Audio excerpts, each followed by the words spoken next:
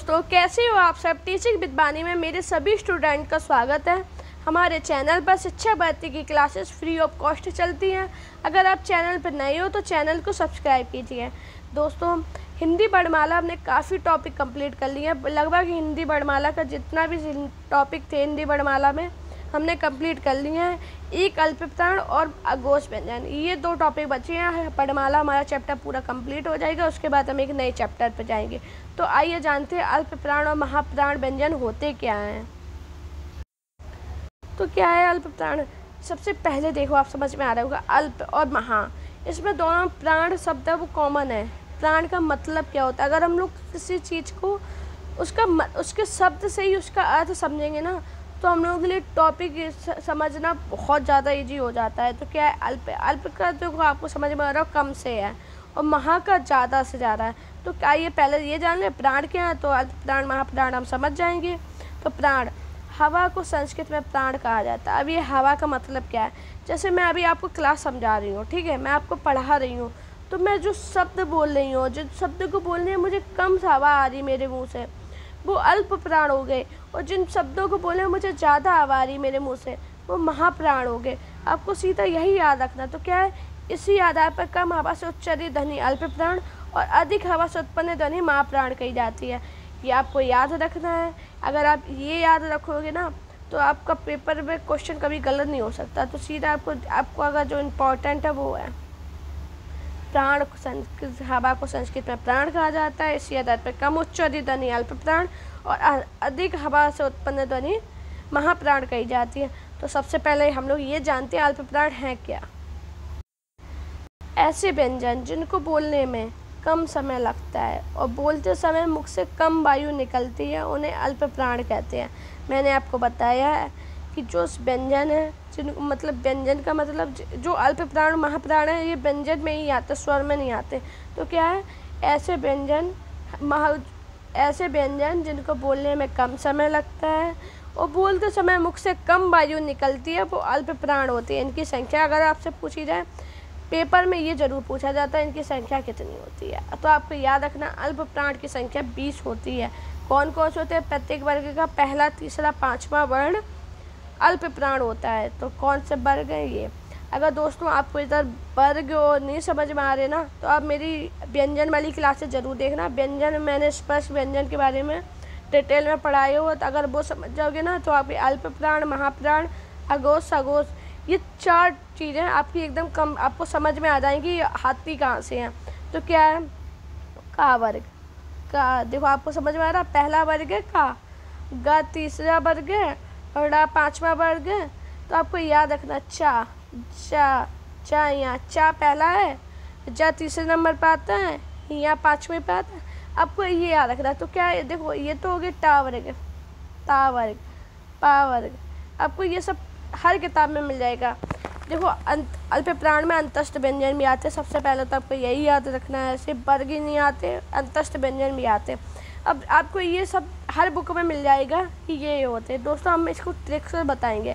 अगर आप ट्रिक से याद रखोगे ना, तब भूलोगे नहीं। अभी आप समझ लोगे, लेकिन आपको खुद पता होगा जब आप पेपर सॉल्व करते होगे, तो अघोष सघोष अल्प प्राण और महाप्राण में हम लोग कन्फ्यूजन में आ जाते हैं।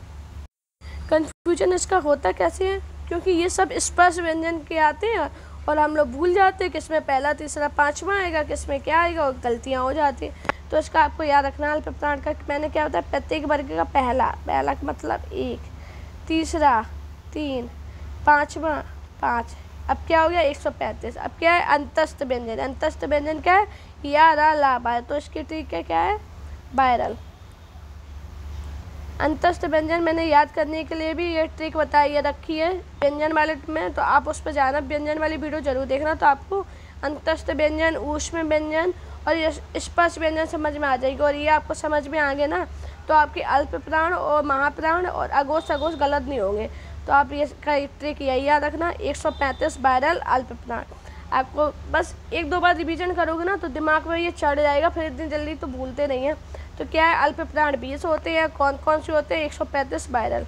बस इसी के साथ याद रखना, और आपका क्वेश्चन कभी भी गलत नहीं हो सकता। अब मैं आपको गारंटी दे सकती है, अगर आपने मेरी वीडियो पढ़ी रखी है मेरी PDF से और आपने मेरी ट्रिक समझ रखी है, तो आपका क्वेश्चन गलत नहीं हो सकता। दोस्तों मैं एकदम टू द पॉइंट बता रही हूँ इस वजह से क्योंकि मुझे पेपर ऑप्शनल सॉल्व करना है और हमें हर चीज़ को समझना है, क्योंकि अगर हमने समझा होगा ना तो गलत नहीं हो सकता। तो अल्पप्राण आपको समझ में मेरे ख्याल से आ गया होगा क्या है। 135 वायरल अल्पप्राण होता है, इनकी संख्या 20 होती है। अब जानते हैं हम लोग महाप्राण क्या होता है। तो महाप्राण क्या है? ऐसे व्यंजन जिनको बोलने में अधिक प्रयत्न करना पड़ता है और बोलते समय मुख से अधिक वायु निकलती है, उन्हें महाप्राण कहते हैं। तो अब मैंने आपको स्टार्टिंग में ही बताया, अगर महा है तो ज़्यादा से ही होगा इसका मतलब। अब इनकी संख्या कितनी होती है? इनकी संख्या 15 होती है। कौन कौन से है? प्रत्येक वर्ग का दूसरा, चौथा, पाँचवा वर्ण अल्पप्राण महाप्राण है, सॉरी। तो आपको इसकी साथ याद रखना, आपको हाईलाइट में बस यही रखना, इनकी संख्या 15 होती है। कौन कौन से हैं ये? आपको देखो पूरा पॉइंट समझते रहोगे ना तो आपका कभी गलत नहीं हो सकता। ये होते हैं महाप्राण होते हैं, ये सब आपको बुक में मिल जाएगा। लेकिन दोस्तों अगर मैं ट्रिक बता रही हूँ ना तो कुछ सोच समझ के ही बता रही हूँ, क्योंकि मैंने भी ऐसे ही याद किया है। मुझे भी ऐसे याद नहीं होता था, मैंने अपनी ट्रिक बना रखी थी। मैं ऐसे याद करती तो मेरा क्वेश्चन सही आता था। तो आपको बस यही याद रखना है कि कैसे क्वेश्चन सही करना है, क्योंकि हमारे पेपर में नंबर हम लोग को इतने लाने हैं कि मेरा अच्छे से निकल जाए और हमारा सिलेक्शन हो जाए। तो इसकी ट्रिक क्या याद आएगी? प्रत्येक वर्ग का दूसरा 2, चौथा 4। अब क्या है? ऊष्म व्यंजन। ऊष्म व्यंजन क्या है? तीनों साएँ और हाँ है, S3 H हाँ प्लस क्षिप्त व्यंजन। तो आपको याद रहेगा ये क्षिप्त व्यंजन।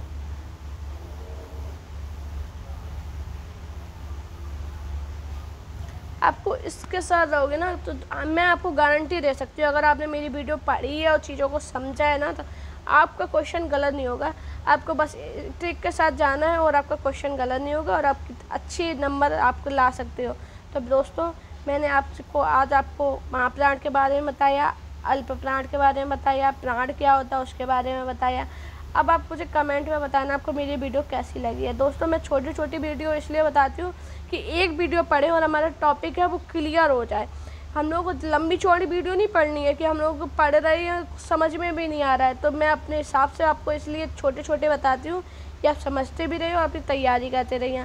तो दोस्तों आप ज़रूर मुझे कमेंट में बताना, आप मुझे ज़रूर कमेंट में बताना आपको मेरी वीडियो कैसी लगी है और आप आगे कौन से सब्जेक्ट की तैयारी कर दोगे और आपको कौन सी क्लास के आप किस एग्ज़ाम की तैयारी कर रहे हो। अगर आपको मेरी वीडियो पसंद आई हो तो वीडियो को लाइक कीजिए, चैनल को सब्सक्राइब कीजिए। अगर आपका कोई दोस्त यूपी टेट, सुपर टेट या सी टेट की तैयारी कर रहा है तो आप उसको बता दीजिए।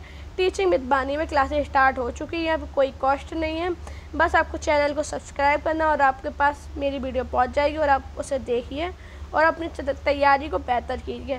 Thank you guys watching this video, love you.